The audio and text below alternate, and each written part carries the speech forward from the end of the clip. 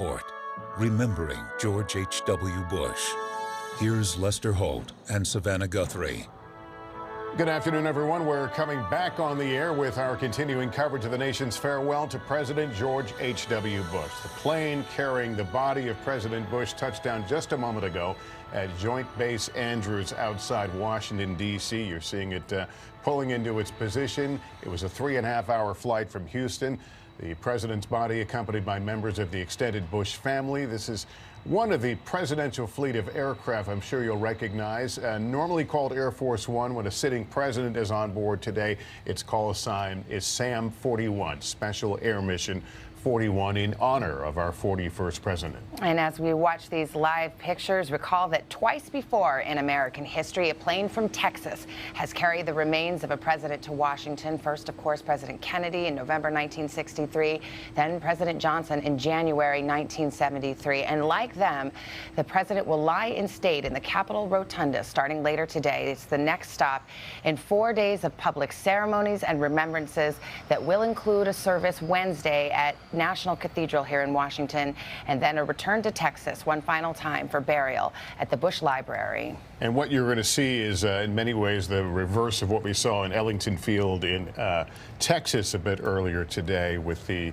ceremony, the 21-gun salute, and the arrival ceremony in this case. Joining Savannah and me for this afternoon's coverage, NBC political director and moderator of Meet the Press, Chuck Todd, our chief foreign affairs correspondent and veteran Bush watcher, Andrea Mitchell, and presidential historian and Bush biographer, John Meacham. Good to have you all here. And as we look at the what we're calling Special Air Mission 41 in honor of the 41st president, on board right now is the 43rd president and former First Lady Laura Bush, along with other dignitaries and members of the Bush family. Some other members of the Bush family are already pre-positioned here at Joint Base Andrews, where there will be an arrival ceremony.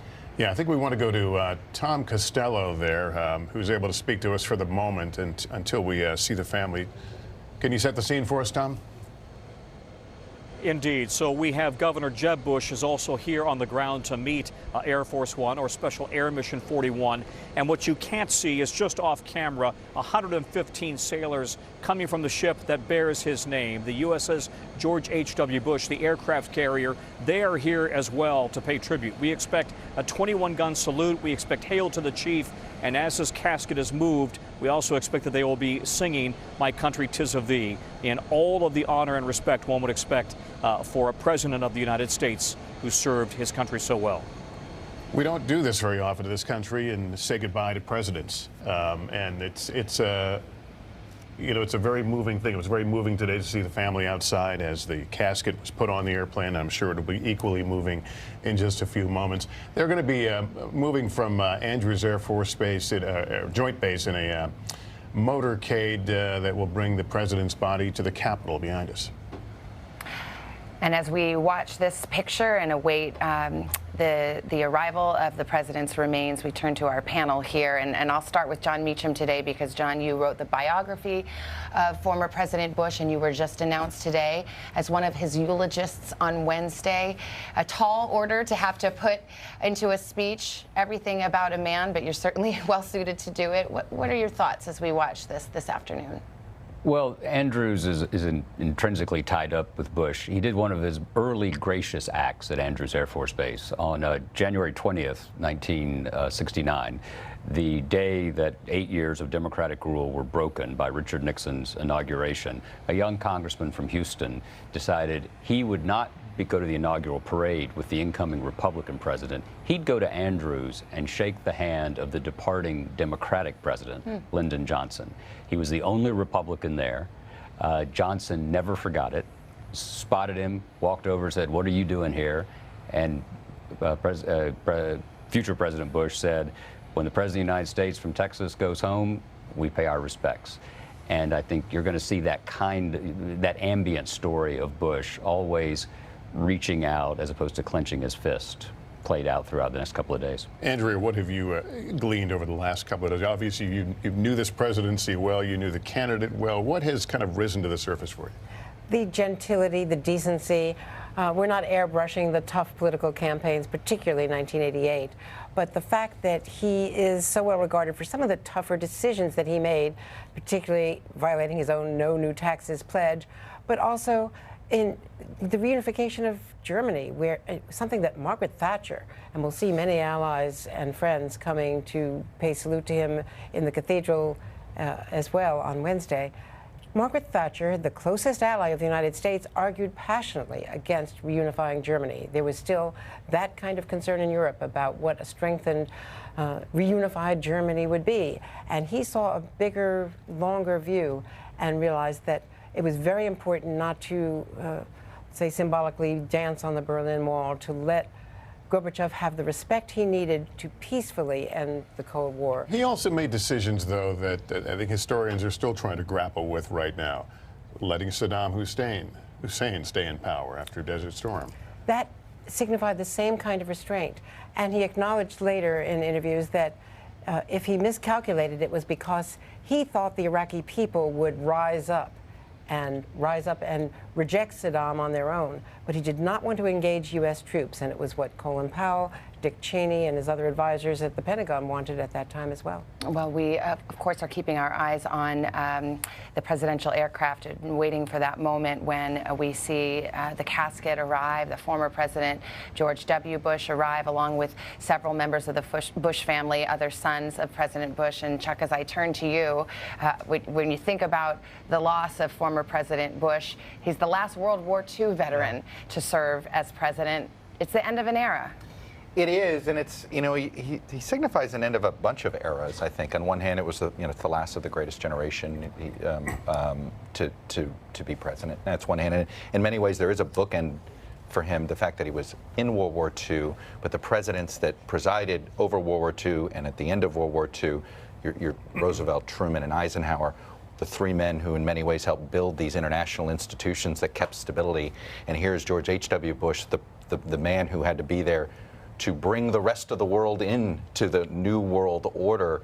And now we're in the middle of potentially reordering it in different ways. So it does feel like it's an end of a lot of eras. But you know, the thing about presidential funerals that I think are very important for Americans is that it is a chance for us to take stock.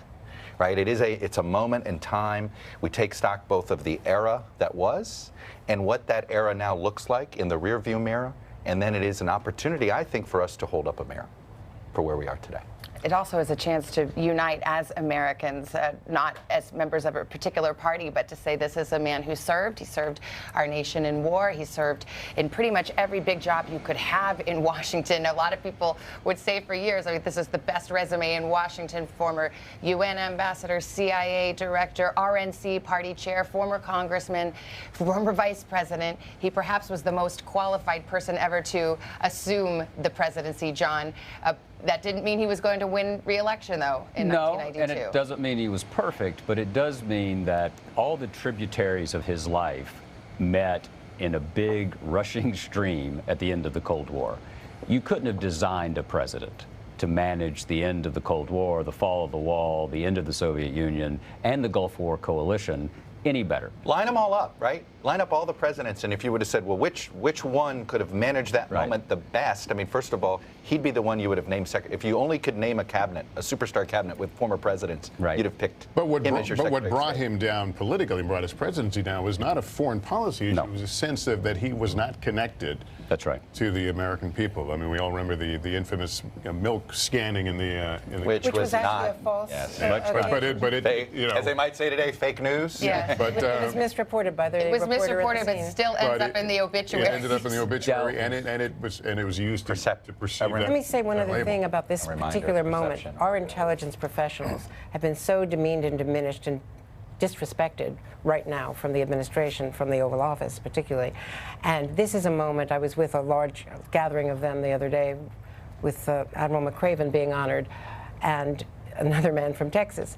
And there is a huge feeling of affection for the man for whom the building at Langley is named. It was renamed for George H.W. Bush. And he, only 1 year there, but he said it was one of his favorite favorite positions. John, right, did President Bush feel a little bit like an in-betweener for a while? There was President Reagan, and I think he said to you there were buildings named after him, highways named after him, and then Clinton after him, and he was sort of in the middle. He said to me in a remarkable moment of presidential humility, I feel like an asterisk between the trumpets and glory of Reagan, the trials and tribulations of Clinton, and my sons. He did feel, and he used to say, the conversation kind of runs from Reagan to Clinton. And did he say it with bitterness or just an observation? No, there's not a bitter bone in his body. He was crushed by losing re-election. As he said, God, it was ghastly. He's the only American president who can use ghastly in the vernacular. He hated losing. It broke his heart. But he always looked forward. One of the fascinating things at the moment, as we watch him be commemorated with all this historical pageantry, is he respected history, but he was wildly uninterested in it. He was a man who looked ahead. It's why he was jumping out of airplanes. It's why he always wanted to press forward. And I think part of it was realizing that everything almost ended for him at the age of 20. On the first Saturday in September in 1944, when he was shot down, losing 2 crewmates, he plunges into the sea. He's barely rescued. And I think every moment since then, and he thought about his crewmates every day, every moment since then was to prove himself worthy of having been spared when other men were fated to die. And he also believed fundamentally in the biblical injunction that to whom much is given, much is expected. He used to joke with Reagan. Reagan would say, what happened with you during the Depression, George? And Bush would say, well, we had to reuse tennis balls. But he was sort of funny about it. But he went into the arena, and you're exactly right, Lester, about the domestic side of things. But he's also, it was a recession, it was a mild recession. The other thing that happened historically is we had not had 12 years of one-party rule except for Roosevelt and Truman since the early 19th century. So in many ways, history was working against him even when he won the first time. As we watch some of the images on the right, you will see much pomp and circumstance on the part of our military. And in fact, some of the pallbearers will be from the USS naval carrier George H.W. Bush, part of the honorary guard that will accompany his casket. And we're going to see America at its best as it buries a former president. It is military precision and something that is a fitting tribute to an American president. I was also thinking of another president who had this kind of reception, a state funeral, and that's Gerald Ford, who did not win election to the presidency and was not bitter, was crushed. He was an athlete, a competitor, an all-American football star. But there's something interesting about when you think about sometimes a one-term president gets defined, the defeat is what defines their legacy. That isn't the case with it. It's the achievements now, with there were achievements in his presidency. Most one-term presidencies, one of the reasons they're one-term presidencies, they lack that achievement but that can also get the them. foreign policy achievement that everybody's talking about in its essence is something that didn't happen. It's managing and presiding over the end of the Cold War without bloodshed, without the turmoil that otherwise might have been, and the restraint that he showed. Can I tell you my favorite commentary that someone said with restraint? It was a National Review writer, and I can't remember who it is, so I apologize to this person. He says, when I was in college during the Bush years, I always thought the Bush presidency was boring. And he goes, God, I miss boring. Well, history prefers its heroes on horseback. It prefers Ronald Reagan. It prefers George W. Bush. It prefers this kind of bigger personality. But the example of this man proves that there's a different kind of heroism. And it's quiet and it's reticent, and the historical marketplace far too often will not give credit for avoiding bad things. It is worth pointing out as we await to see the casket and the family. And we'd noted this earlier, John. These things are planned out well in advance. In fact, during the presidency itself. And I know it's a delicate subject, and we don't like to talk about it, but it happens. It goes on. Absolutely. Partly because of the experience of the Kennedys. Mrs. Kennedy, who I think was 32 when President Kennedy was killed, she had to plan the funeral on the fly that weekend so brilliantly and beautifully. And here we see... Here's James Baker. Yes. That's Baker. And Susan Baker. James Baker, who spoke so emotionally about what George Bush meant to him. Pretty spry 88. I mean, he is doing... They've been friends for 60 years, and it was when his first wife died of cancer, and he was left with 4 little boys. And he said, I could have become an alcoholic if not for George Bush saying, why don't you manage my campaign? And Jim Baker was at his bedside, literally, the former president's bedside on Friday night as he passed, as were several members of the Bush family, Bush granddaughter Marshall Bush, who I think I might see. Yeah, there she is with the pink George P. there. These appear to be all the grandkids. Some of the grandkids are waiting at Joint Base Andrews. Some have come along with their significant That's Pierce, others. the bearded fellow, who's Neil's son on the left, another grandson. The former president has 17 grandchildren and countless great-grandchildren, and enjoyed spending his time. And it was so important to him to get home to Maine this summer after the passing of Barbara. He had a scare in the hospital. Yes, and it was this feeling of accomplishment that, John, I don't know if you agree with that he had made it to Maine, that he had gotten to Kennebunkport to spend what I think everyone in the family knew would be a final summer. I think that's right. He adored Maine. It was where he proposed to Barbara on the rocks outside the house there. He was there every summer of his life, except for, as he used to put it, a couple of summers when I was away. And where he was away was in the Pacific Theater trying to defeat tyranny. They're the larger family, and we await the former President Bush 43, who will be descending those stairs, if he hasn't already, I believe with wife Jeb. Laura. You see there, they've met up with the family that was there on the ground. Governor Bush. Governor. He's the tall one. He does. He does. He stands out. Height mattered enormously to the Bushes. It was always very funny. Is that a little bit of the fact that Jeb's taller than W? Is that competitive? 41 always said, when you ask him about his father, he'd say, scary, tall, really tall. There's Sully. There's the loyal service dog Sully, who was lying at the casket in that incredibly moving picture. That got me. Oh my goodness! Oh, don't do it again. And then he'll be. He's retired from service, of course, to the former president, but will go on to Walter Reed and serve another veteran. And that's very George H.W. Bush. Yes. That's keep moving. Yeah, and the former president actually, I think, put it on Instagram and said it will be hard for us to say goodbye to Sully, but he's going to go serve another veteran. We're seeing more movement at the top of the stairs.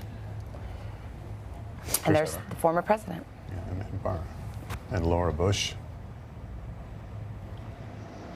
And George W. Bush was the last of the children to speak to. The last words he spoke were to Bush 43.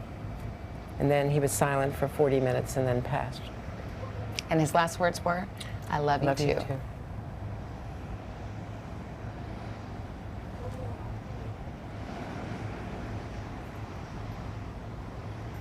I think as Jim Baker said to Chuck yesterday on Meet the Press, that when you're a president, you don't hear the words "I love you" that often, and that's it's a very important word.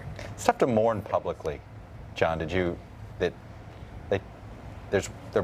like they're mourning for the country, but then there's going to be the time that they get for themselves. Yeah, I suspect that Friday, Saturday, Sunday of this coming weekend will be a significant period for them. Their father belonged to the country, and the family in many ways does. We've borrowed them for a long time. And don't forget, they just went through something very similar, although certainly not at this to this degree, with the passing of Barbara Bush earlier this year. 7 months ago. Well, between them, my sense of the family was that George H.W., as he used to say himself, Barr was the anchor, she was the rock. I kind of floated above it all. And that's a little harsh on himself. I know in my own life that if my children have 10% of the affection that the Bush children have for their parents, I will be way, way ahead of the game. It's unaffected, it's real. The phone used to ring in the house all day. Almost every kid called in, almost just every day. Just, hey, what's going on? And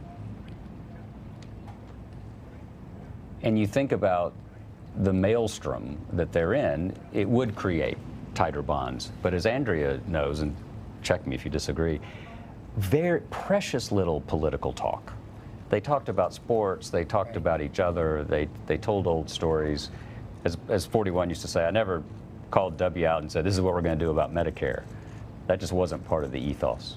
Which is why it's hard for outsiders to understand that it's, and there's the casket coming out, as difficult as people felt Bush 41 had reservations about the Iraq War. He never discussed it. Every branch, looks like every branch of the military is represented. Yeah, let's let this moment play out. Commander-in-Chief.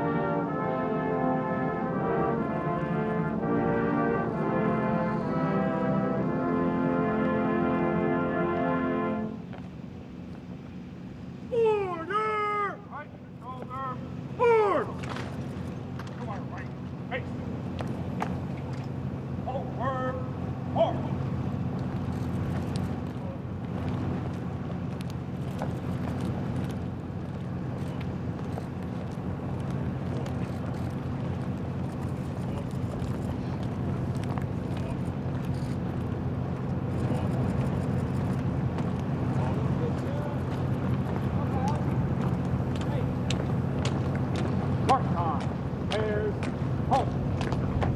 Halt now. Straight.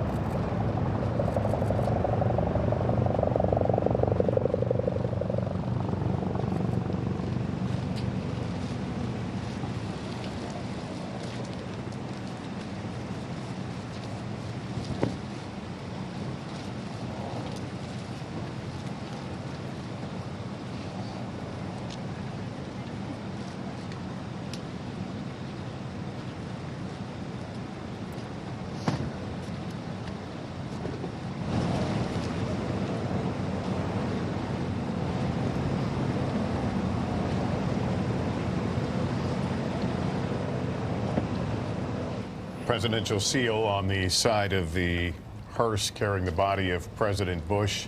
This arrival ceremony is now complete, moving moment as the family stood and with the playing of My Country 'Tis of Thee. And you can see a number of sailors then, many of them attached to the USS George H.W. Bush aircraft carrier commissioned back in 2009.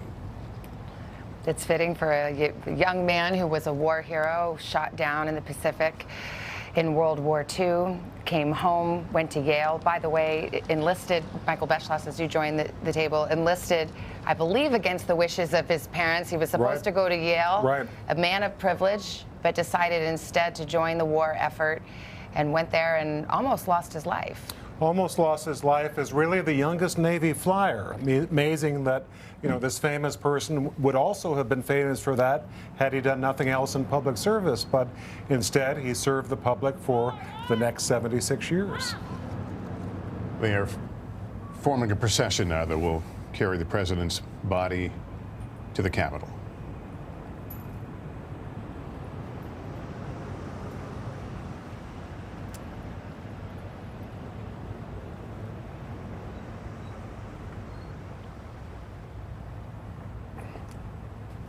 Washington delivered a beautiful weather day to welcome him home for a little bit. It's a warm day and a warm reception that we'll be seeing over the next few days in the nation's capital.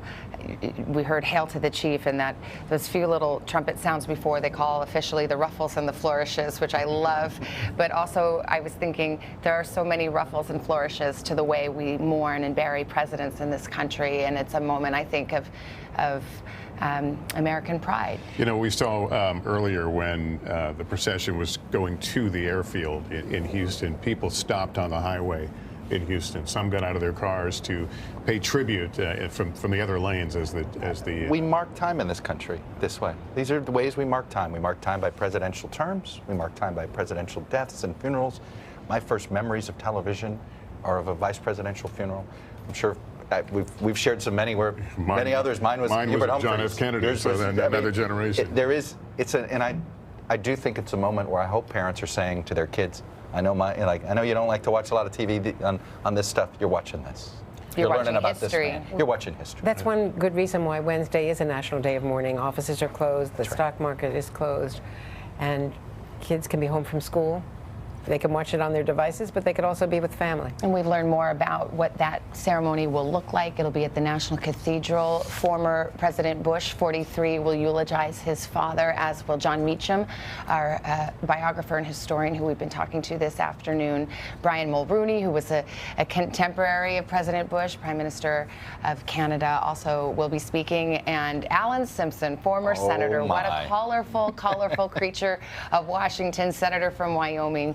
We think will bring the House down. Little question whether he'll speak briefly enough. I think people are making bets already. My favorite thing Michael John was saying, I was like, Alan Simpson, I don't remember him and President Bush being that close, but it was Alan Simpson's father and President Bush's father who served together in the U.S. Senate way back when. They were great friends, and when George H.W. Bush came to Washington as a new congressman in 1966, he bought the house of Alan Simpson's father. That's where he lived.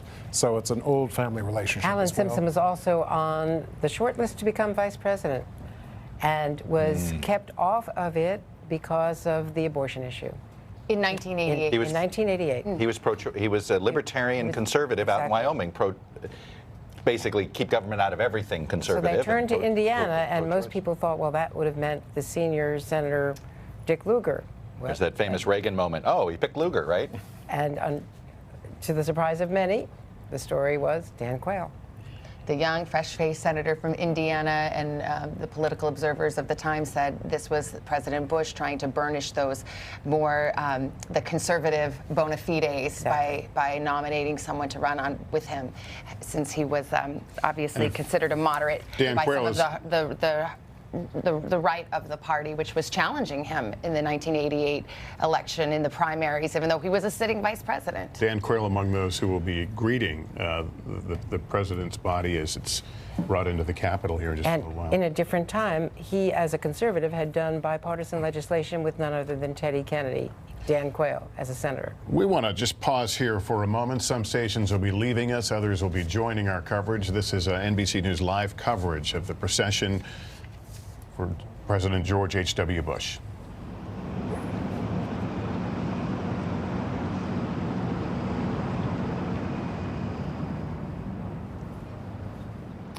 And we continue now with our live coverage of the nation's farewell to our 41st president. And we can see the motorcade that will carry the president's body to the Capitol, where he will lie in state, is just starting to move from Joint Base Andrews, where we saw a few moments ago a ceremonial arrival, and the extended Bush family, sons, daughter, grandchildren all assembled to pay their respects. And that, of course, is the vehicle that carries the former president's body. Tom Costello, our correspondent, is there at Joint Base Andrews. Tom, good afternoon. What can you tell us? What are you seeing that's beyond our camera's view? Just an incredibly poignant and moving ceremony here on the ramp at Andrews, Joint Base Andrews. A couple of things, a couple of pieces of color maybe you didn't see, and that is you have 115 members, sailors from the USS George H.W. Bush, and most of those, I would venture to say, were not even old enough or were not even alive when President Bush was in office. Very young men and women who are now serving on the ship that bears his name. Also, his dog Sully, just a moment ago, was right beneath me here on the podium. That dog, who we know has been so faithful to President Bush and stayed with his casket overnight in Houston, and now is here in Washington, and he will go to Walter Reed Army Medical Center to help other veterans who may be dealing with their wounds and their injuries. But he was so helpful to President Bush, who was dealing with the effects of Parkinson's disease. And then, in addition to the sailors that we talked about, there are also the members of the Army Golden Knights parachute team. As you know, President Bush parachuted parachuted with them even after he left office, even well into his 80s, I believe it was. Air Force One pilots and crew from his administration, as well as the Secret Service detail members from when President 41 was in office. So you really had a very moving tribute here on the ramp at Andrews with the military precision and all the respect that we have been talking about was so becoming and so fitting for this man. Incredibly stirring, incredibly moving, Tom. Thank you. And as we note, the former president will lie in state in the Capitol. Only 10 previous U.S. presidents have been honored in that fashion. President Bush will be the 11th. The most recent was Gerald Ford in 2006. We want to go to Kelly O'Donnell right now, who can tell us a little more about what we expect on this end when that motorcade arrives in about 45 minutes or so. And Lester, of course, President Bush was here when Gerald Ford was lying in state as well. And so he had been a part of a ceremony that will today honor him.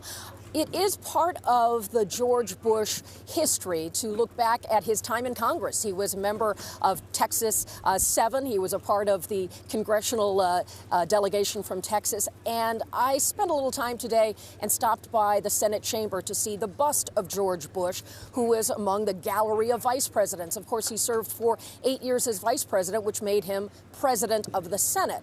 And he is a part of the community here, and there will certainly be many people from his official life that will be a part of the ceremony here. There are scores of men and women in uniform who are on my sort of the rostrum we're on here, who are preparing for their official part of this ceremony. But perhaps maybe the most important thing that happens here at the U.S. Capitol is that this evening the doors will open to the public, and those who wish to pay their respects in person will have the chance to make the journey into the Capitol, to pause and to reflect on the life of the 41st president and to be a part of this. In the next couple of hours, there will be the official ceremonies where the Speaker of the House and the Senate Majority Leader will make remarks. Vice President Mike Pence will also deliver a tribute. We do expect that at some point President Trump will make a visit here as well, but we don't have details on when exactly that will happen, just in anticipation that sometime this evening he would come to the Capitol. There will be an official beginning of the farewell to George H.W. Bush here. And at the same time, it is that public part of it which will really be so meaningful for many as the doors to the Capitol will swing open and let the public in. I think at this point, the Capitol becomes a real community. Having covered this place for a number of years, when you see these kinds of moments, it is really striking. All around the community of the Capitol, you see people dressed in black. You see members of security with a special badge today with President Bush 41's photo on it. And when you think of 41, we didn't really have that in our American lexicon until there was a 43rd President Bush, and that sort of kicked off the referring to our presidents by their number. Interestingly, George H.W. Bush was the 43rd vice president, so that number has also played into it as well. But we expect that there will be a chance to feel all of that sort of patriotic fervor when the Navy Glee Club sings today. That will be a particularly poignant moment. And this is one of the things that will also bring together the sort of spiritual life of the 41st president, his public life, and a chance for the people of this country to pay their respects. And Kelly, not to get too far off track, but there is the other business of Washington that is playing out in the background here, issues of the spending bill and potential government shutdowns. Where do we stand on all that? Well, one of the things that this week of commemoration has done is put a pause on some of the rancor, and it's expected that there will likely be an attempt to grant an extension to the budget, that Congress would be willing to do that. President Trump has said quite openly that he would be willing to go along with that for a period of time.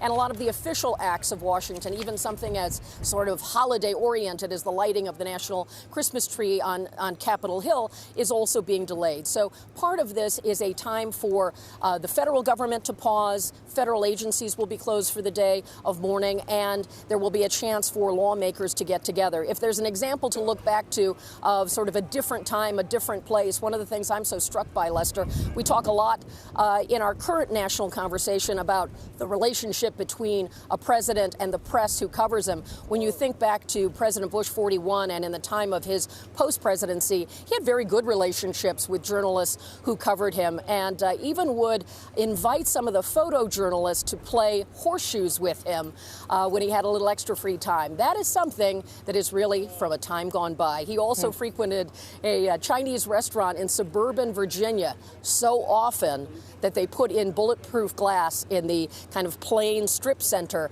because he enjoyed being there so much. So the greater Washington area has very fond memories of George H.W. Bush, as Houston does, his home. He had a life here that was a part of his many years of public service that went outside of the corridors of power to be a part of the community. Lester? All right, Kelly, thank you. I think Chuck was just talking about it's one of his favorite Chinese restaurants. You know what? I'm giving them the advertisement. We're not gonna. I'm going to say their name. Peking Gourmet. They deserve the name. It's in suburban Virginia. It's just in a little nondescript strip mall. To get us back on track, the best duck you can find. The point is, he was a resident and someone of Washington at a time when that wouldn't necessarily be a pejorative. Well, in fact, Maureen, talking about reporters, Maureen Dowd wrote a remarkable from the New York piece Times today from the New York Times. She bedeviled him for years, and she wrote about their private correspondence, and it is so funny, and it's just I can't even begin to capture the self-parody that Bush wrote about him, his family, and Maureen Dowd, and as befits, as she said, a chief. Well, he called himself as the former chief spook. He also, once in Kennebunkport, when Bush 43 was visiting, she had been excoriating him. He, through Karl Rove, sneaked out of the house with his Secret Service detail to avoid Bush 43's Secret Service detail to have coffee and talk to Maureen, because he knew the son would be furious. Exactly. And you know what? I mean, it speaks to so many of these grace notes, Michael, that we hear about. I mean, look, former President Bush was as competitive as they come, whether it was athletics or politics. But even to his critics, someone like Maureen Dowd, who had been very tough, she had a poison pen for many, many years, he had this correspondence with her, and there was this kind of warmth in his letters to her. And a real friendship, although he was so often exasperated by her, as he said. But at the same time, 1987, just before we get too starry-eyed about this, Newsweek magazine had a cover that you all know about. It had a great picture of George Bush on his cigarette boat off of Kennebunkport, but the headline was "Fighting the Wimp Factor," and it made George Bush go ballistic. 20 years later, it made him angry. And yet, who did he go to go find a biographer? The editor, a former editor of Newsweek. No, and I say this because it shows you he had a respect for the press corps. Right, that's exactly He believed that it took a journalist to properly put his life in perspective. Yes. And I think that matters. That says a lot, that he professionally respected what we do for a living as much as obviously we respect what. And he had the confidence to allow history love this to picture judge. here. I would just call attention to it. Young people waving American flags. The fall colors, it's beautiful. That motorcade, what is it, Andrea? Because you've made this trip only 7 trillion times. It's about a 30-minute ride, would you say, without traffic? It's just about 25, 30 minutes. They may stop for the lights because, as we know, George H.W. Bush used to, right, Michael? And it's a really good point, Chuck, because everything we're watching today in the next few days, this was all designed by George Bush and Barbara Bush advising him, or at least approved by him. So take a look at every single movement of a car, everyone who's there standing on the plaza of the Capitol, the way that they bring the casket into the Rotunda. It's almost like a president sending a final message. And by the way, if you're wondering why we don't have these hovering helicopter shots of the motorcade as it comes in, as we did this morning, welcome to Washington, where there is a restriction on that. No-fly zone. We don't really have news helicopters here locally in Washington, so that's why you're getting these brief glimpses of the motorcade. Michael, let me ask you about. We often measure presidents by their post-presidency. We know that President Bush was obviously a public servant. What he did after the tsunami in Indonesia. But what about the political side? How much did he actively try to steer away from politics in his post-presidency? Tried to stay away from politics, both because he used to say essentially, when it's over, it's over. He didn't want to be forgotten and not gone, he used to joke about. But the other thing was that he had two sons who had political careers. he didn't want to overshadow them. Our Treasury Secretary Steve Mnuchin arriving. There will be many dignitaries, past and present. Many former members of the Bush cabinet will be in attendance. And as we've seen, our first current member of the Trump administration arrive. Peter Alexander, our correspondent, at the White House. And Peter, we know that President Trump and presumably Mrs. Trump will attend the service on Wednesday at National Cathedral, but they are not expected to speak. Yeah, Savannah, that's exactly right. They will be attending. The president will not be eulogizing 41. However, this was sort of an effort to respect tradition, it seems, while also avoiding any potential awkwardness, given the deep resentment that had existed between Donald Trump and the Bush family, much of it as a result of the campaign. But in the days since George H.W. Bush's death, the president has been nothing but respectful. He has been filled with praise as he speaks about the man that preceded him by almost 30 years, saying he was a special man, saying that he deserves all of what he is getting over the course of these days right now. I'm told by sources familiar with the president's plan that not only will the president at some point this evening try to pay his respects in person as President George H.W. Bush lies in state in the Capitol, but he also hopes to visit privately with the Bush family at some point over the course of the next 48 hours before the funeral to take place at the National Cathedral. It's expected that many of the Bushes will stay at what's officially known as the President's Guest House, the Blair House, that is just right across the street, literally within eyeshot of the White House. President Trump, in those immediate hours after the death of 41, announcing a national day of mourning for Wednesday. Among other things, he said that flags should fly at half-staff at government buildings and across the country for 30 days, a true show of respect despite the deep differences that existed between Donald Trump and the Bush family, two families that really represented two very different brands of republicanism. Savannah and Lester. All right, Peter Alexander at the White House, thank you.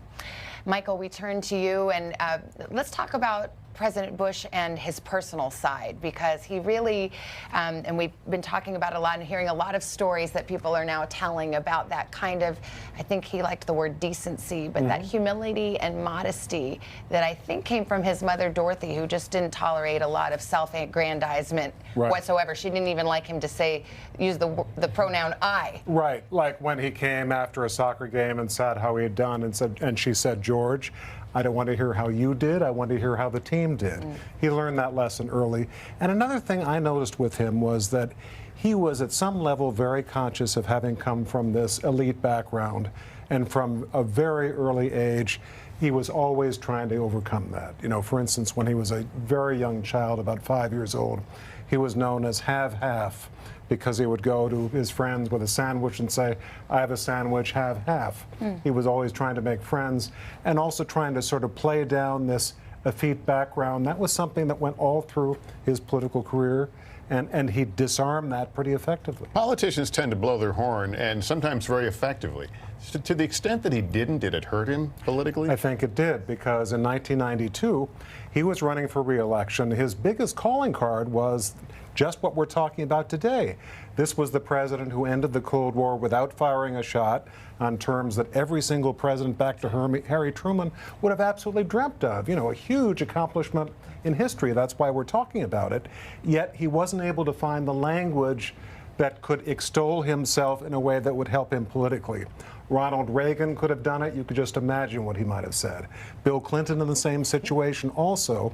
But George Bush just got tongue-tied when it came to praising himself, even if he was told it was essential politically. And I'm paraphrasing here, but even to the point where in recent years, when asked about his legacy, and he didn't like that word, he said, well, I made some mistakes, but we did some things right. So he was taking credit not for what he did. He was blaming himself. The we was for what the team did.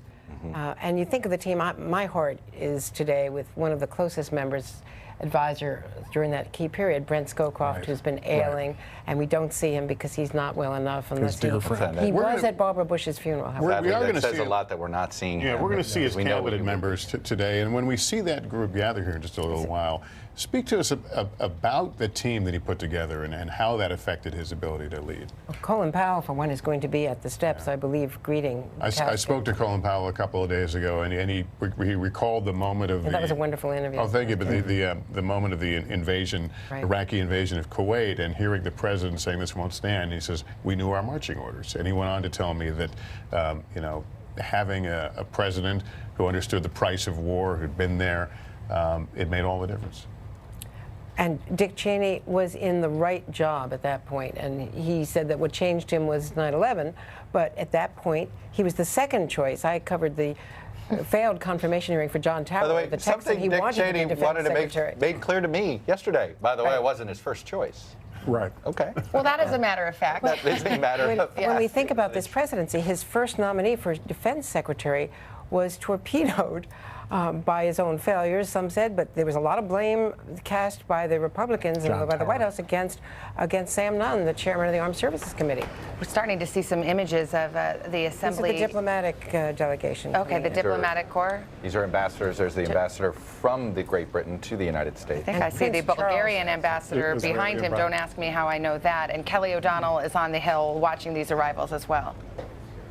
And one of the things I'm struck by, Savannah, is I stand in my position here at the Capitol. I'm looking at the Supreme Court. And of course, George H.W. Bush has shaped the court we have now in certain ways. He had 2 appointments to the High Court during his 4-year term. Clarence Thomas, who has had certainly a remarkable history of both controversy and being a conservative sort of lion. And then David Souter, who is now retired and changed the court because Souter turned out to often side with the liberal wing of the court, and that changed how Republican presidents looked at their court picks. But beyond that, he also elevated to the federal bench at the lower levels John Roberts, now our Chief Justice, Samuel Alito, Sonia Sotomayor, who was, of course, then later appointed by Barack Obama. So the imprint on the court today does have an impact of George H.W. Bush. If I may share a briefly lighter story, when you were talking about his modesty, back in 1997, I was sent to Yuma, Arizona to cover President Bush, who wanted for the first time since World War II to jump out of an airplane. And we all thought this was pretty remarkable. He was in his 70s at the time, and we were there, and when he landed safely, and I had a moment to speak with him, and I said, asked him some of the basic questions, and he said, I don't really understand why you're here. I said, well, Mr. President, you haven't been out of office that long. And he said, but this was just me having a life experience. And I said, well, if it didn't go well, it would certainly be a big story.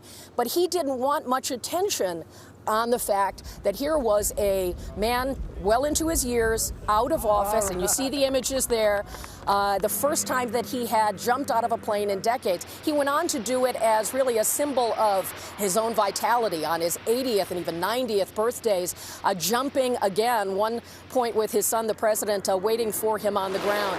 Mrs. Bush, as I recall, wasn't as big a fan of this exercise as you might imagine, but he found it exhilarating, and he thanked, in the time that I covered him, the Golden Knights, who had refreshed his abilities to jump out of an airplane. But I was so struck by how aw-shucks he was that we were there to cover it. Lester? I believe Mrs. Bush said, I don't know why he keeps jumping out of perfectly good airplanes. I think he jumped I think he jumped 8 times over the years. The last jump was at 90, and the first one, of course, Michael Beschloss, involuntary as a young naval aviator. During the war, of course. Yeah. Which was a defining moment for him. The thing about him is he didn't write the big presidential memoir. No. He didn't do the whole, that is something he meant. If you think about it, when he said he didn't want to talk about the L word, he wouldn't even write about the L word. He wrote a big book with Scowcroft. They wrote a foreign policy but they didn't write about, that's exactly. right, that's the difference. And he was urged to do it by historians, including me, and he, with his typical modesty, who would want to read about that stuff? I think more of it was, it was still too recent, and it was still too painful to write about the process by which he lost the presidency. One of my favorite books, I believe, is, I think, a biography of Henry Wallace that I think some of his kids worked on or something. You know, maybe the Bush family ought to write Bush's. Well, former President Bush did write a book about his father, actually, and he also published his letters. I believe it was called All the Best, George Bush. I had received one of them, and I was so surprised to find it in the book because it was a teeny letter. He had called me by the wrong name on a receiving line at a dinner for Queen Elizabeth. And we should know. He wrote a letter, and it was hand-delivered the next morning at the White House. I mean, to my house from the White House. But as our friend John Meacham found, he's a dream for biographers and historians because he did what presidents don't do anymore. He kept this diary every single day, poured his heart into it, wrote these long letters like the ones in that book. There are tens of thousands of more where that came from. David McCullough could be so lucky back in the era of Adams. Just to be clear, letters. What you're looking at here, this is not the motorcade bearing President Bush. We believe this is the Vice President. Could be Vice President Pence, who will speak today at this. There's a reception and a ceremony at the Capitol Rotunda, which we await. Speaker Paul Ryan will speak, Senate Majority Leader Mitch McConnell will speak, and the Vice President will speak at this ceremony when President Bush's remains arrive at the Capitol, which should be any minute now,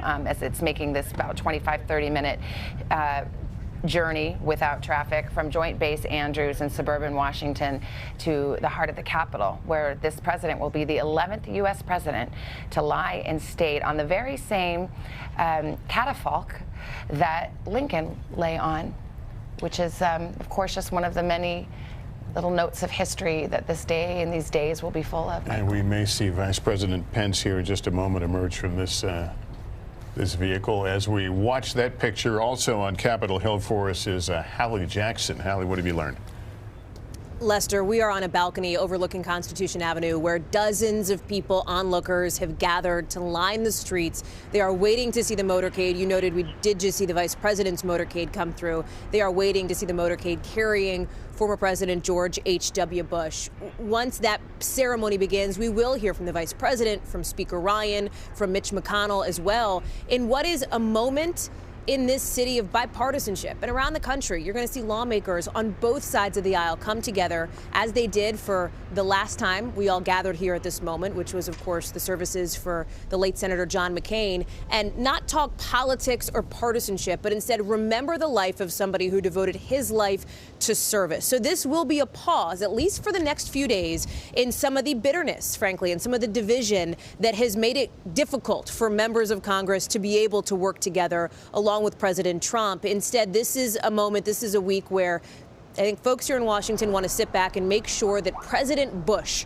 is what everyone is talking about today, that President Bush is the big headline over the next several days as everybody gathers to remember him. Now, come Friday, of course, once the services end, there is a question of how soon it is after that Washington gets back to how it usually is, right? With partisanship, with this battle currently happening right now over the potential for a partial government shutdown sometime before the holidays. But right now, not a lot of talk about politics. In fact, members of Congress are basically clearing their schedules to be able to devote these next few days to George H.W. Bush.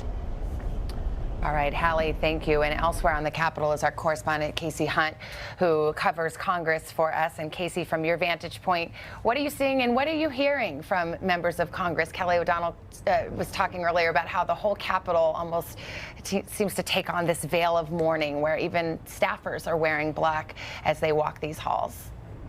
It does indeed, Savannah, although I would also say that I think in this particular case, there is also a celebration of this man's life. And in some ways, I think the people that I've talked to have been sort of touched and glad to be reminded of the way that he approached politics in a different way from what we are seeing today from this administration, that he was somebody who embraced the idea of a kinder, gentler way of doing things, somebody for whom civility and decency was not just something that you tried to aspire to, but was in fact a way that you lived your life every single day. And I think that that's missed up here. This is an institution that's been around a long time and that places a lot of value on those things, and there hasn't been a lot of it to go around here at the Capitol lately. But, one thing I've also been struck by is The number of major bipartisan legislative accomplishments that happened when George H.W. Bush was president, just during his single term, it's really remarkable. A sweeping rewrite of the Clean Air Act, passing the Americans with Disabilities Act that changes, how we all live our lives literally every day. It had impact across the globe in helping more people have more access and ability to go about their daily lives. He did that with a democratically controlled Congress. Savannah, Lester. We just want to talk about what we're seeing there, which is members of the United States Supreme Court, Justice Kagan, Justice Breyer, Justice Thomas, of course, nominated by President Bush. We see Justice Roberts, the Chief Justice, Neil Gorsuch, and Brett Kavanaugh, two appointees of the current president, Samuel Alito, the other Supreme Court nominee, Justice Souter, who's retired. Obviously, I don't know if he'll be in attendance or not. And our White House team, Peter Alexander and Monica Alba, just report that the President Trump, is expected to pay respects at the Rotunda sometime later tonight. Something of a fluid situation, but that's the working plan. It's so interesting because, there is no love lost, it appears, between the Trumps and the Bushes, but it seems this week there's been mutual respect in the invitation by the Bushes for President Trump to attend the service at that building, National Cathedral, and also much respect paid by President Trump to President Bush. Well, if you recall, the McCain family made it clear they did not want President Trump there. And the Bush family made it clear they did want President Trump there. And that, in many ways, epitomizes President Bush. This is what you do. This is the proper thing. This is the presidency. I believe that's Vice President Biden. No, sorry. That's Jim Baker. Jim Baker. Sorry, I saw it from the back of the head there for a second.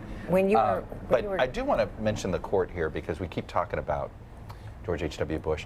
Even his two court picks show how he was this guy who sort of straddled these two wings of the Republican Party. His, Souter, the moderate New England Republican, Thomas, the Southern conservative. He might not have known Georgia. That Souter was so moderate when appointed. May not have. Was that he changed, not that he changed on the court, but it became apparent That's right. on the court that he had a more moderate legal philosophy. And so, but even so, his entire legacy shows you that this sort of the two conflicts inside of George H.W. Bush in many ways. That sometimes would sort of enact themselves in the different political positions that he took, Andrea. And I hope we get we will, I know, picture of the court, of the justices standing there, because I did not see Justice Ginsburg, as she's the only justice. She is diminutive. She's very short. She's short. That's a nice way. These are the Joint Chiefs of Staff. That's a social media word. Right. Short. Right. But I presume, because we have not seen her, she's been back at the court working. We haven't seen her since her accident when she broke several ribs. We'll see when we take another look at who's assembled in there. And it won't just be members of the Supreme Court, but also, as we already saw, the Treasury Secretary, current dignitaries, past dignitaries.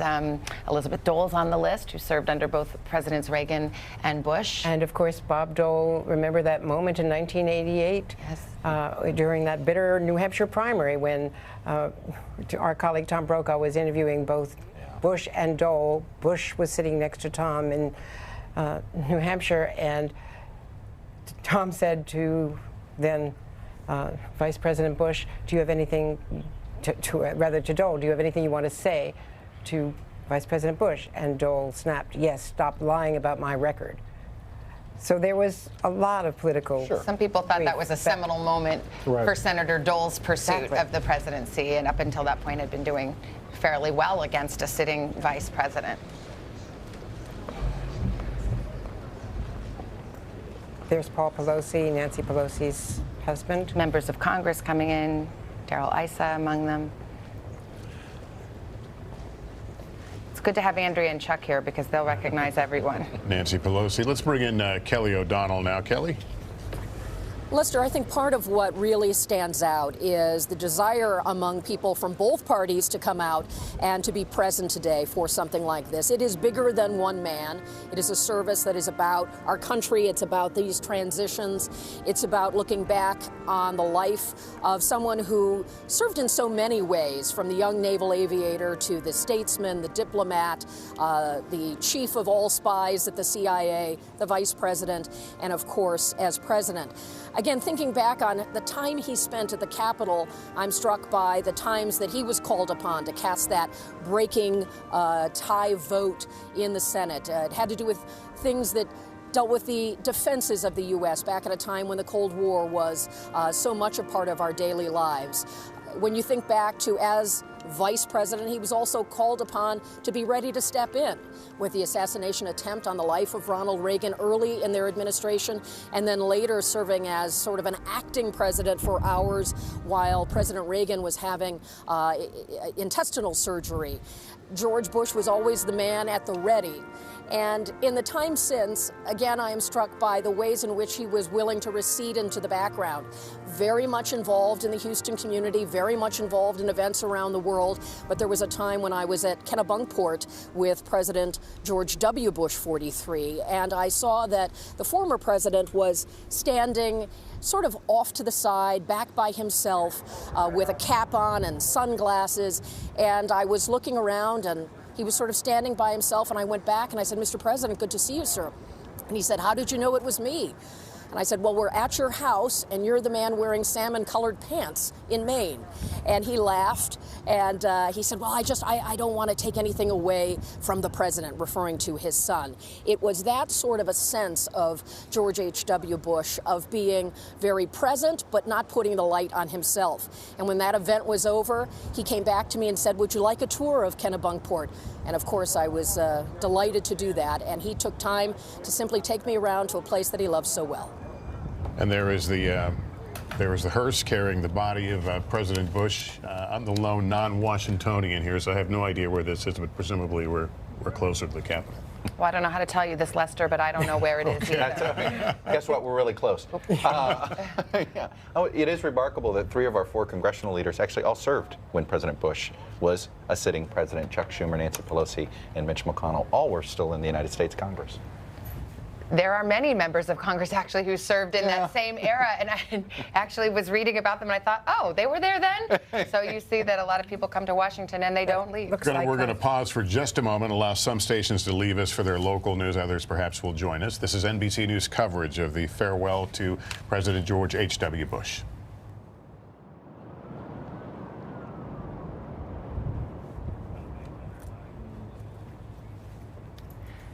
And our live coverage continues, and the images on your screen are of a presidential motorcade, a final trip in a hearse, the remains of our 41st president, George H.W. Bush, as it approaches the United States Capitol.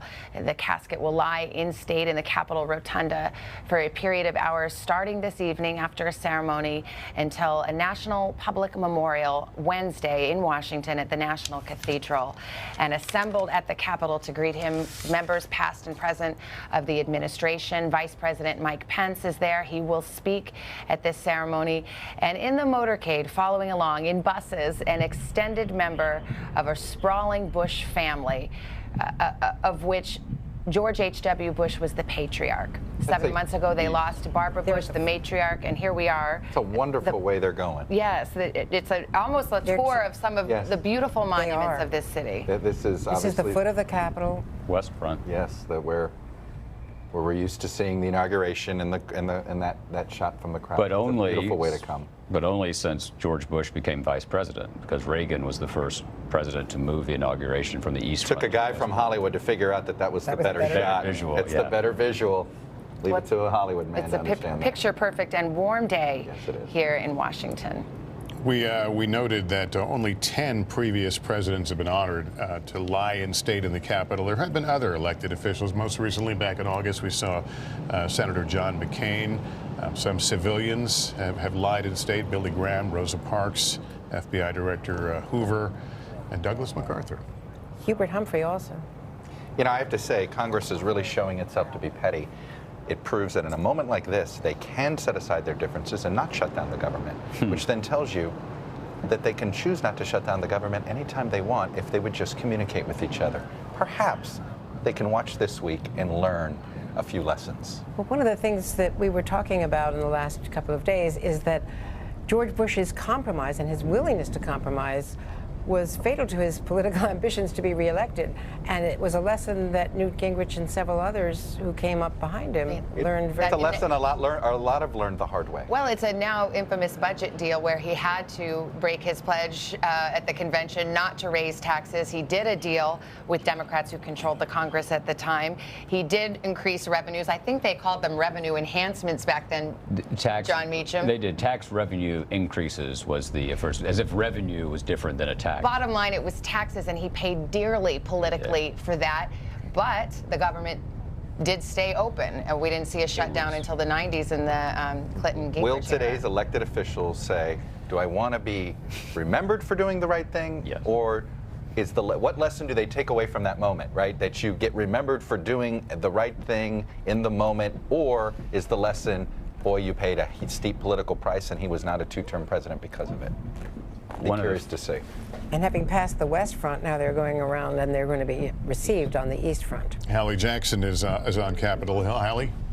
We can hear the motorcade from where we are, the rumble of the cars and the buses as the former president arrives here to the east front of the Capitol. We're on a balcony just overlooking Constitution Avenue. And I can tell you, Vice President Pence is set to speak, and we are getting an advance look at some of what the vice president will say. I'm told by a White House official that the vice president will remember not just George Herbert Walker Bush, the president, but as you there on set have been remembering, George Bush, the family man. The vice president is expected to talk about how the president was a great leader who made a great difference in the life of this nation, but, quote, he was also a good man who was devoted to his beloved wife, his family, and his friends. We expect the vice president to share some details, some personal remembrances of when he first met President Bush in 1988. It was when he was vice president. And Mike Pence was just 29 years old, just getting started in politics. The vice president, in his advance remarks, will talk about how he was struck by the approachability of President Bush. Again, this is a quality that so many people who knew the former president have talked about in these last several days as they remember him. The vice president will also talk about the kindness of this man. Lester. It will be 30 years ago next month that another motorcade brought George H.W. Bush to the Capitol to be inaugurated as the 41st President of the United States. And of course, he came to Congress as a young congressman from Texas more than 50 years ago. And waiting at the Capitol steps are, we've already spotted several former members of his cabinet. Lamar Alexander, I believe, was Secretary of Education. Former Vice President Cheney, who served as the Defense Secretary. There they are. John Sununu, former Chief of Staff. Elizabeth Dole. Boyden Gray is attorney, Vice President Dick Cheney. Nick Brady, Secretary of the Treasury. It's incredibly fitting here. You know, George H.W. Bush, who came to Congress in 1967, was only there for 4 years, but 3 of his best friends in Washington were Democrats. Lud Ashley of Ohio, Rosti from Chicago, and Sonny Montgomery from Mississippi. Oh, wow. And throughout, until he left Washington in 1993, Bush kept a locker in the House gym and would go up and sit in the steam room and talk. Hey, that's the kind of detail. A friend of the family, the Bush family, just sent me an email to just remind to say, Paul Pelosi and George H.W. Bush were friends going back to the Bohemian Grove days. That the Pelosi family, this is a old friendship as well between Pelosi. Paul Pelosi and the senior and George H.W. Who is, of course, Nancy Pelosi's his husband. Yeah. You know, these relationships that used to exist all the time across party lines. I know, now we're like, wow, how about that? And it used to be like, oh yeah, that's just another, you just are friends with people you work with. I mean, Reagan and Tip O'Neill were the famous Right, but you didn't look at the uniform they were wearing to decide, oh, can I be friends with you? That isn't the way the Bush Washington worked. It's a pretty amazing sight. And of course, that's the geography where both President Bush saw President Reagan off in 1989 and then was seen off by Bill Clinton. That's where the helicopter takes off for the former president on Inauguration Day. This is a shot of some of the family members who are getting off of the buses. As I mentioned, a lot of Bush children, sons and daughter of President George and Barbara Bush, and a lot of grandchildren. And perhaps some great-grandchildren, although a lot of them are quite little. But he had countless great-grandchildren and loved to be surrounded by them. There you can see Jeb, of course. That's Marvin. Andrea, I got in trouble for identifying somebody from the back of their head, so yeah, don't worry. Well, be careful. That's so, you know. Marshall Bush, who is the blonde in the background there, was actually at her grandfather's bedside when he passed, and said she told him, "Say hi to Ganny for me," before he breathed his last.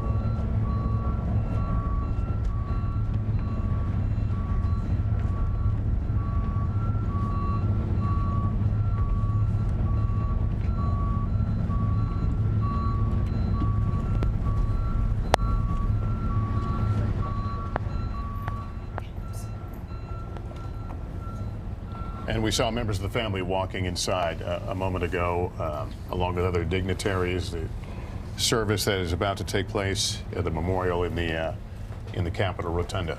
We expect to take about an hour. We'll hear from House Speaker Paul Ryan, Senate Majority Leader Mitch McConnell, the Vice President Mike Pence, and of course we'll see many, many dignitaries, former members of the Bush cabinet, current members of the Trump administration. We saw members of Congress, of course.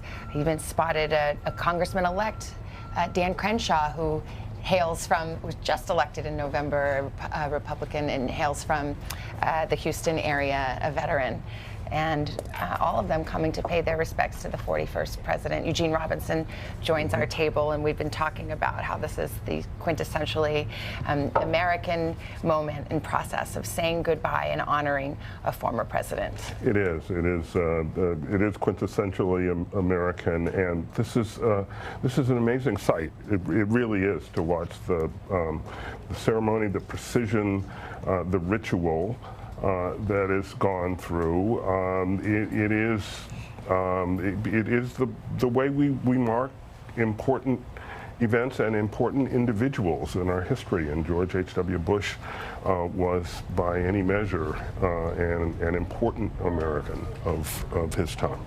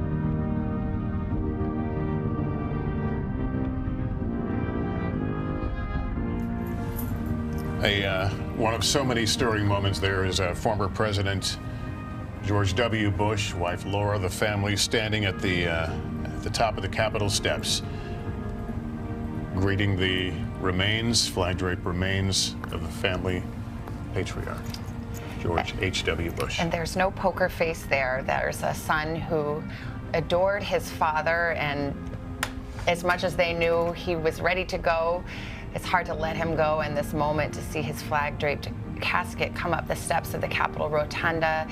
The music clearly moving him. It's the hymn, Fairest Lord Jesus There's plays. Governor Jeb Bush.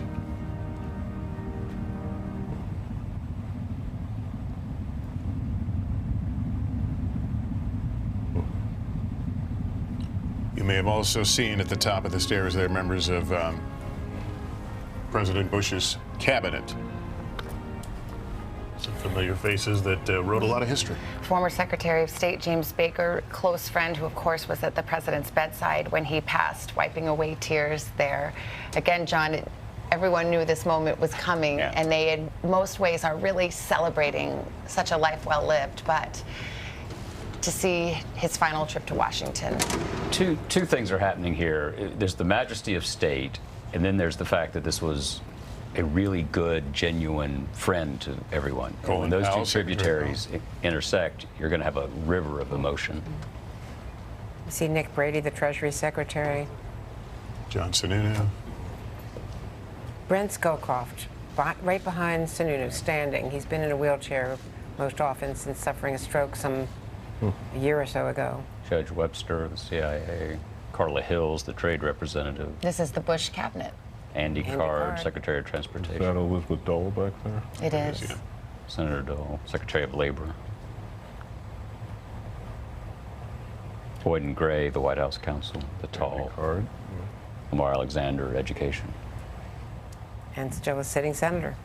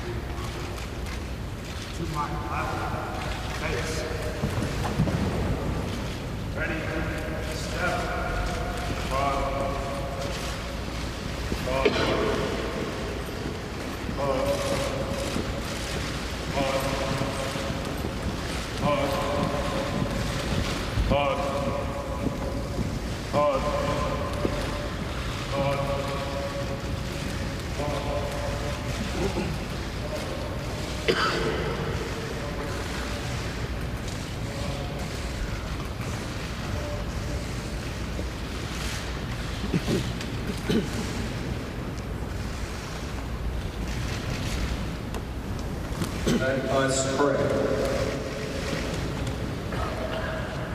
We give you thanks, Almighty God, for the appearance among us of great men and women who serve as inspirations for all Americans to be their best in service to God, country, and neighbor. This day, we honor our 41st President, George H.W. Bush.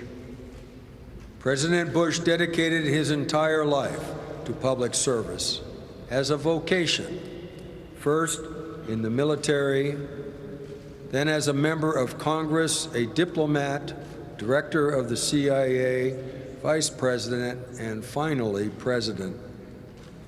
It is a record of service reminiscent of John Quincy Adams and unmatched in nearly a century. We thank you, O God, for having endowed President Bush with noblesse oblige, and ask that his example of service to others might be an inspiration to all Americans, indeed to all the world. As we continue this celebration of honor, grant that all who attend to these proceedings might be desirous of being our best selves in service to all our brothers and sisters, as you might call us to be. Dear Lord, thank you for inspiring such greatness in President George H.W. Bush, and continue to bless the United States of America. Amen.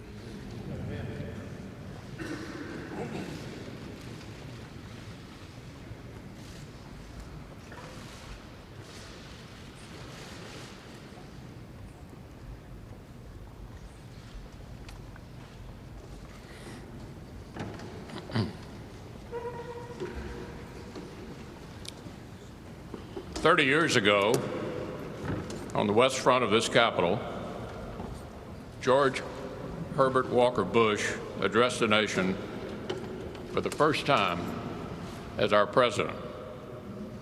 He said, "We meet on democracy's front porch, a good place to talk as neighbors, and his friends. The words of a humble servant who loved his fellow citizens, and of a principled leader who knew America not only guards our own future, but also safeguards democracy for the world.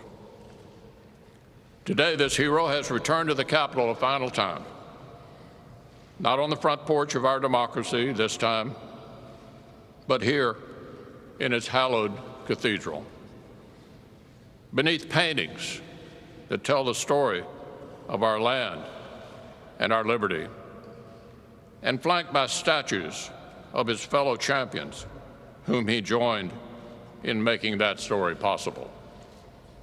George Bush was just a teenager when he volunteered for military service and became the Navy's youngest aviator. He was only 20 on that September day in 1944 when his plane was hit on a bombing run. But through the fire and smoke, George Bush stayed steady at the controls. Only once he accomplished his mission did he parachute out over the Pacific. A steady hand, staying the course. That's what George Bush gave us for decades. Decorated aviator, congressman, ambassador to the United Nations, envoy to China, CIA director, 8 years as vice president, and our commander-in-chief. Through the Cold War and the Soviet Union's collapse, he kept us on course. When the rule of law needed defending in the Persian Gulf, he kept us on course. With his even temperament and hard-won expertise, George Herbert Walker Bush steered this country as straight as he steered that airplane.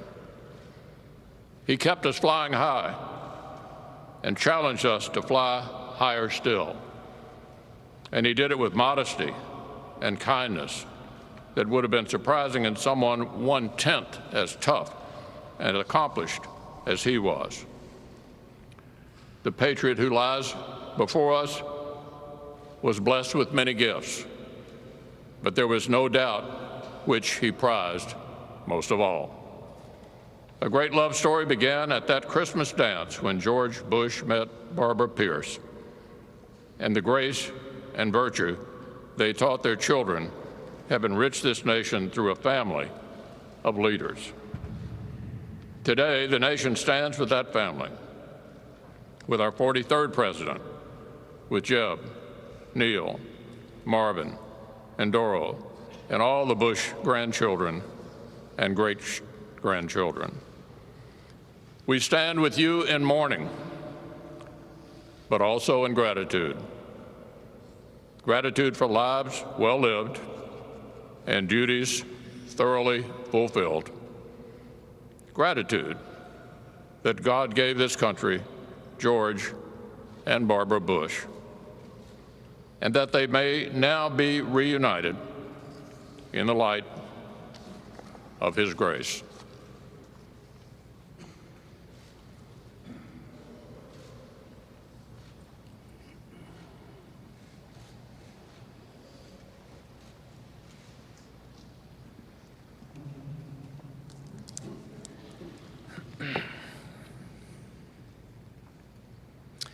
As Americans, we have no more solemn duty than laying a great patriot to rest.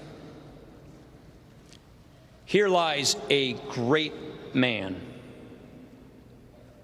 To the Bush family, on behalf of the whole House, Republicans and Democrats, we are profoundly sorry for your loss, and we are honored to celebrate this wonderful life with you. Like so many, I feel a personal debt of gratitude today, a sentiment no doubt countless millions of Americans are feeling at this moment. The 1988 campaign, that was the first one I was ever involved with. We handed out literature at the Janesville Craig Cougar ball games and at the Rock County 4-H fair. I remember going to this big rally at Miami of Ohio the day after the first debate. The whole experience really drew me into politics. He was the first president I had the chance to vote for. And he was the first president to teach me and many of us that in a democracy, sometimes you fall short. And that how you handle that is just as important as how you win. An old preacher once said, "Grace is but glory begun, and glory is but grace perfected."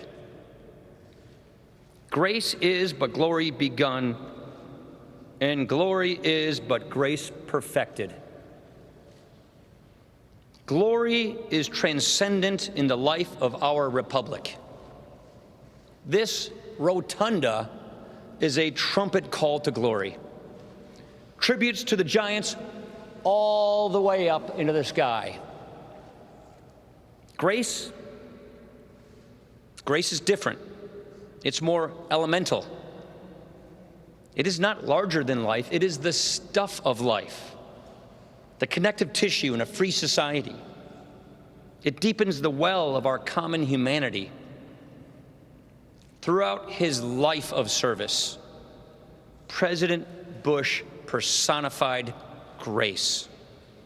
His character was second to none. He reached the heights of power with uncommon humility. He made monumental contributions to freedom with a fundamental decency that resonates across generations. No one better harmonized the joy of life and the duty of life. There's that indelible image of him as Commander-in-Chief during the Gulf War, waving to a sea of troops during a visit during Thanksgiving. There are all these images we have of him as a devoted husband, that twinkle in his eye that Barbara always brought out, especially in those big, huge family photos you all had in Kennebunkport. This one I will never forget.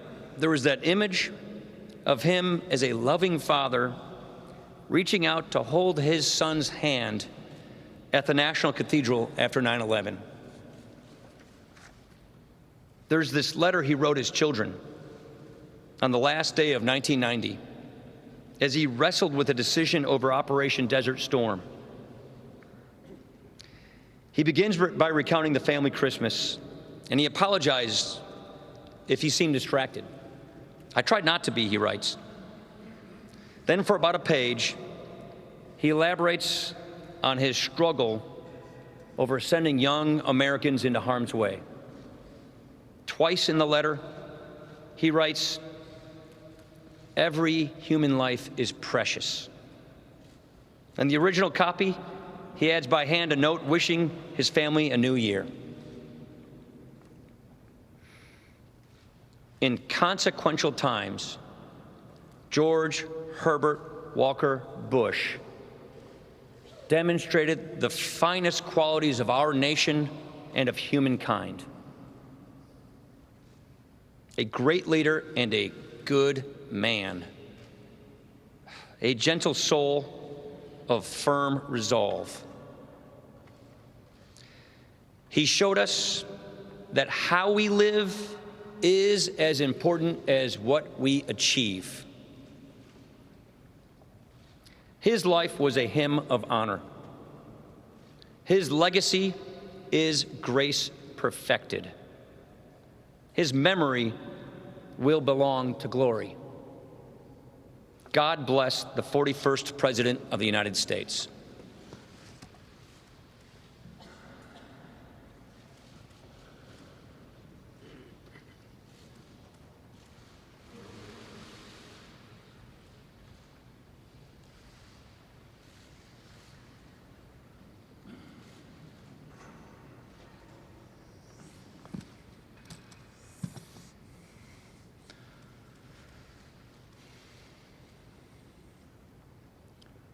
Speaker Ryan, Leader McConnell, Leader Schumer, Leader Pelosi, members of Congress, distinguished guests, but most of all,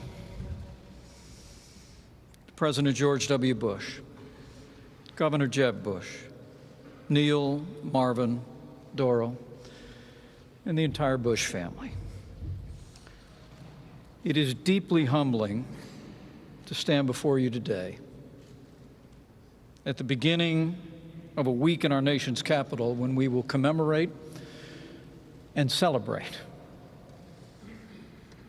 the lifetime of service and leadership of the 41st President of the United States, President George Herbert Walker Bush. The Bible tells us to mourn with those who mourn and grieve with those who grieve.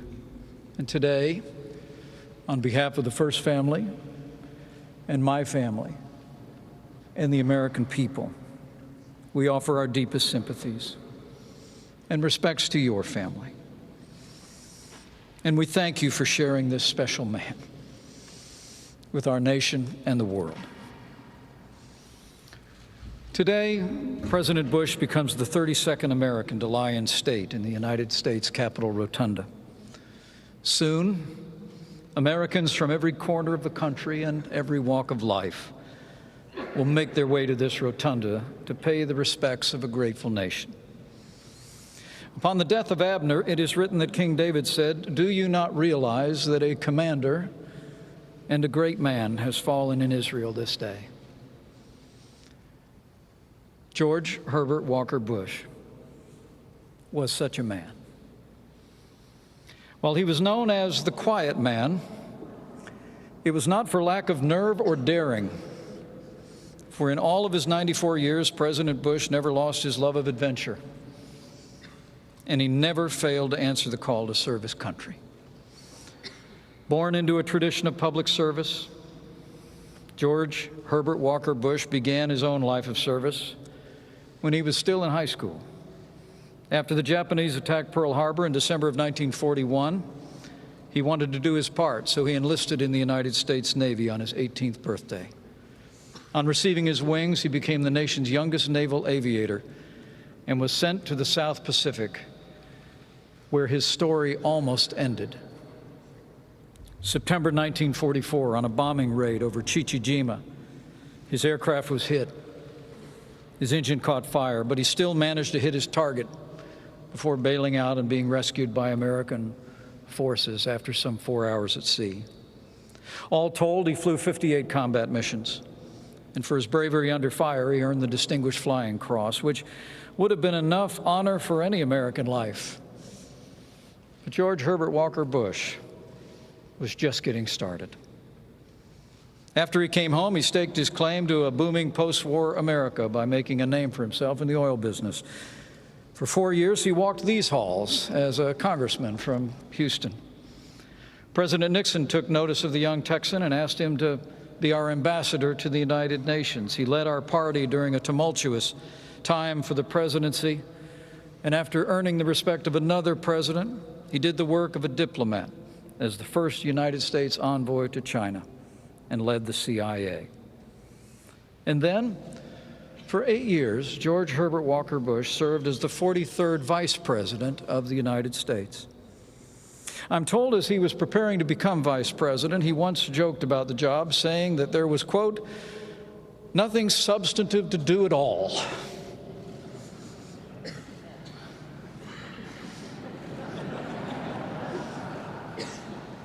But as history records, during those years, he set the standard as a sound counselor and loyal advisor to an outsider who came to Washington, D.C. to shake things up, cut taxes, rebuild the military, and together they did just that. And then, in 1988, he made history again, when George Herbert Walker Bush was elected in a landslide as the 41st President of the United States of America, becoming the first sitting Vice President to win the presidency in more than 150 years of our history. He served during an uncertain time in the world made momentous by his leadership. President Bush oversaw the fall of the Soviet Union, the crumbling of the Berlin Wall, and under his leadership, America won the Cold War. He took our nation to war to repel aggression in the Persian Gulf, and through his leadership as Commander-in-Chief and the brilliance of our armed forces, the United States won a decisive victory. When President George Herbert Walker Bush left office, he left America and the world more peaceful, prosperous, and secure. President Bush was a great leader who made a great difference in the life of this nation. But he was also just a good man who was devoted to his wife, his family, and his friends. I was lucky enough to meet him in 1988 when he was vice president, and I was a 29-year-old just getting started in politics. Then, as always, I was struck by his approachability. There was a kindness about the man that was evident to everyone who ever met him. All his years in public service were characterized by kindness, modesty, and patriotism. He was so modest, in fact, that he never wrote an autobiography. But he did leave a record of his life in the thousands of letters that he wrote. I'm told that he started writing letters to his parents when he was 18 years old. And over time, his circle of correspondence grew to include family, friends, advisors, staff, business associates, former presidents, and just about anyone who would take the trouble to write to him. After a lifetime of writing letters, my son got one just not too long ago. As I told two of his sons this weekend, when our son made his first tailhook landing as a Marine aviator on the USS George Herbert Walker Bush, I took the liberty of writing the ship's namesake to ask for a small favor. I didn't write him as a vice president to a former president. I just wrote as a proud dad of a Marine aviator to a former Navy pilot. I asked him to sign a picture of the flight deck that I could give to my son. Now, we were told by the staff that the president had long since ended the practice of signing autographs, and we understood that.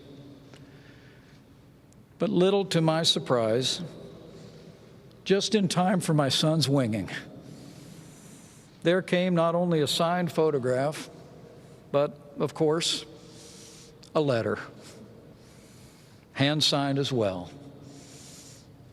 August 2018. In that letter, President Bush wrote to my son, in his words, "Congratulations on receiving your wings of gold. I know how proud you and your family are at this moment." And then, in words that assured us that the letter came directly from him, he wrote, quote, "Though we have not met, I share the pride your father has for you during this momentous occasion, and I wish you many CAVU days ahead. All the best, G. Bush." I would come to learn that acronym, CAVU for short, is a term Navy pilots have used since World War II. It stands for Ceiling and Visibility Unlimited.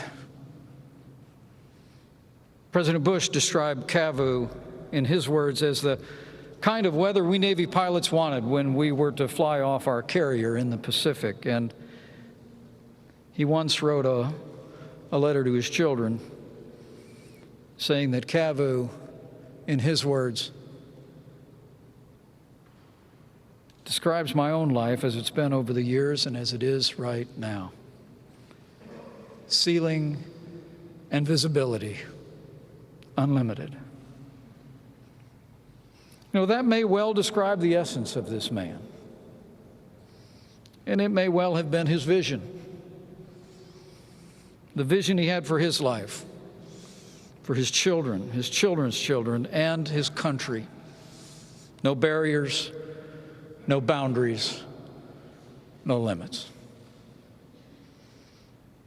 So we mourn with those who mourn and grieve with those who grieve. But we do not grieve like those who have no hope. For President George Herbert Walker Bush had that hope. His faith sustained him throughout his life of service, and we pray that faith will be a source of comfort for all those who mourn the loss of this good man and great American. President George Herbert Walker Bush loved his family, and he served his country. His example will always inspire, and his lifetime of service will be enshrined in the hearts of the American people forever. May God bless the memory of George Herbert Walker Bush. May God comfort his family and friends. And may God continue to bless the United States of America.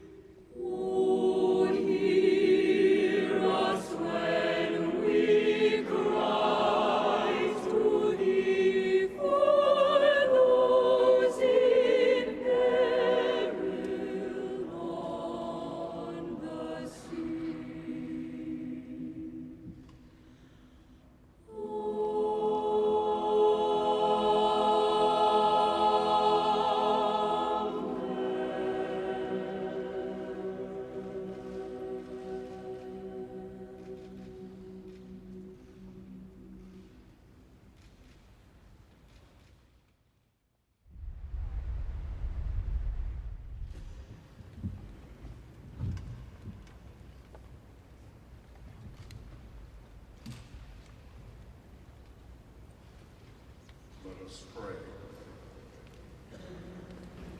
Eternal Father, strong to save, in whom we live and move and have our being, we praise you for your generous providence that provided our nation and world with the gift of your servant, President George Herbert Walker Bush. Lord, we're grateful for the privilege you gave us to learn and grow from his integrity, kindness, heroism, courage, excellence, service, intellect, humility, civility, and spirituality. As we celebrate this well-lived life, challenge us, O God, to also leave the world better than we found it. Continue to comfort those who mourn, touch each member of the Bush family with your mercy, love, and grace. And God, support us all the day long until the shadows lengthen and the evening comes and the busy world lies hushed and the fever of life is over and our work is done. Then, in your mercy, grant us a safe lodging and a holy rest and a peace at last. We pray in the name of George Herbert Walker Bush's Savior and friend, Jesus Christ. Amen.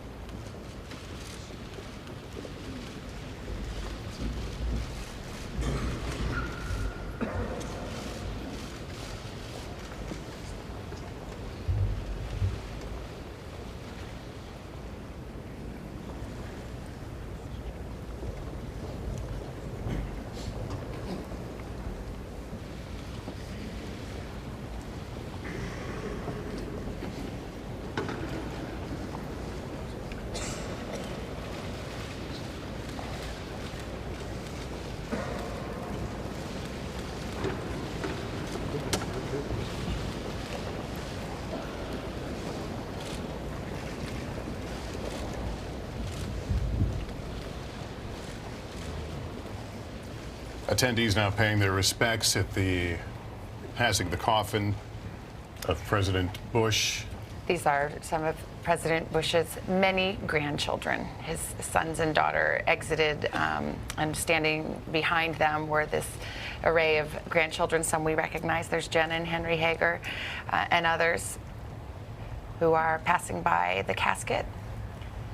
This was a brief service. Of course, the official Washington funeral will be held Wednesday, and then that will be followed by the president being returned to Texas, and where he will be buried, a funeral and burial there. So this is the first day of several days of remembrances, and the National Cathedral service on Wednesday, of course, being the pinnacle. John Meacham, historian who's with us, will also eulogize the president. John, I'm sure your thoughts are racing in this moment, although this is something that the whole family had planned for some time, and I think the family knew this would likely be his last year. I think that's right. I think what's happening here, which doesn't always happen on occasions like this, is you have this mix of the majesty of state with the fact that this was one of the sweetest, most gracious people you could ever meet, even if you totally disagreed with him. You know, one definition of charisma, a friend once told me, was the capacity to make other people love you without their quite knowing why. And George Bush had that. And then you would come to know why, ultimately. But there's this combination of the two things, of the very personal, the loss of the father, of the friend. And again, there are tens of thousands of people watching right now who believe that George Bush was in one of their 2 or 3 best friends. And that's a great gift, just for a human being to be able to communicate that sense. And I just was thinking, a Bush has been involved in the life of that building since 1952. When his father, Prescott Bush, was elected to fill out an incomplete term in the Senate from Connecticut, and that was nearly 70 years ago. I'm curious your thoughts looking at this gathering of you know, past, I mean, official Washington, past and present, and some of the faces from his cabinet there all gathering to honor him. It's remarkable. The decade upon decade of service. We're at a political moment in the country where expertise is under assault, to say the least. Expertise is out of fashion. Experience is a liability on the campaign trail. But you look at Colin Powell, you look at James Baker, you look at the remarkable people who gave their lives to the life of the nation. And they did it happily for George Herbert Walker Bush, whom Baker called Jefe. When I see Colin Powell and Baker and especially the foreign policy crew, I think of that amazing legacy of the Bush years, which was managing the world as the Soviet Union broke apart and as the Iron Curtain came down. That was, and I really think that that will be somewhere near the lead of history's judgment. You know, there's been a lot said about, you know, Bush being the president, you know, who was successful in the Gulf War, Desert Storm, but probably the most remarkable achievement of that whole moment was getting 30 countries together. I mean, that was, you talk about globalism, you talk about, you know, being a global leader. I mean, there's no better example. Well, Syria joined in, Egypt joined in with air power. Jim Baker went around the world. I was covering that at the time and was passing the cup, as he would like to say, and he got Japan to basically pay for the operation because they didn't participate militarily. Dick Cheney was going to Saudi Arabia, greasing the wheels to move in military might. And we went places. I was traveling with Cheney on one of the pools, the Pentagon pools, to try to get these Arab states to join in August of that year. And in fact, we went places where an American military jet had never landed. That's the first time we started using the term coalition the way we do now. But I don't think there have been certainly other coalitions, but on that level, the complexity of bringing that group together. And it's why character matters, because the Gulf War leadership was really a policy projection of the personality of the man we've been talking about all day. It was the kid who was called half-half because he would give half of his candy bar to another kid. He loved the telephone. He loved pulling people together. He loved playing horseshoes, and he did it not only in a personal way, but diplomatically on the world stage. And of course, after the success of Desert Storm, his approval rating, I think, shot higher than any president in recent memory. And he will be remembered all week long, and we see the members of the military who are there to bid him farewell, and members of Congress. And so this part of our nation's goodbye to President George H.W. Bush comes to an end. An emotional journey today from Texas to Washington. A beautiful evening here as the president's flag-draped casket now lies in state at the Capitol Rotunda, where it will remain until Wednesday, and members of public may pay their respects over these next few hours. President Trump and First Lady Melania Trump are expected to pay a visit to the Rotunda later this evening. They will be among the many dignitaries attending the memorial service on Wednesday at the National Cathedral. After that, President Bush's remains will be flown back home to Texas to be buried beside his beloved Barbara at the George Bush Presidential Library. We will be back with live coverage of it all, but for now, that concludes our coverage. I'll see you coming up on NBC Nightly News. For Savannah and all of us here at NBC News, thank you for watching, and good night.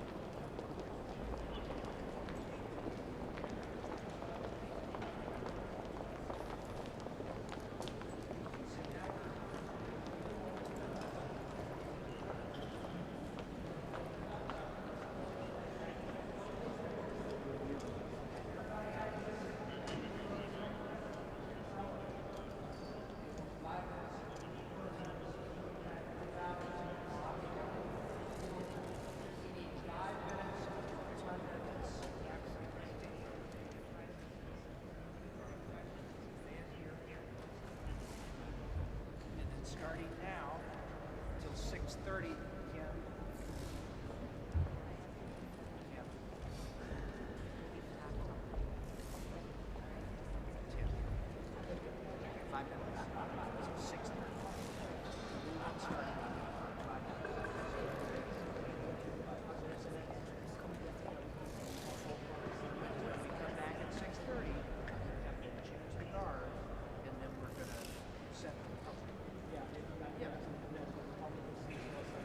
No, we're going to open early.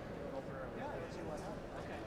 So if we could just, if you don't have a reason to be in the room and you can leave the room while the cameras get a shot. We're going to ask everybody kind of step back so we can do some nice clean pictures of the room.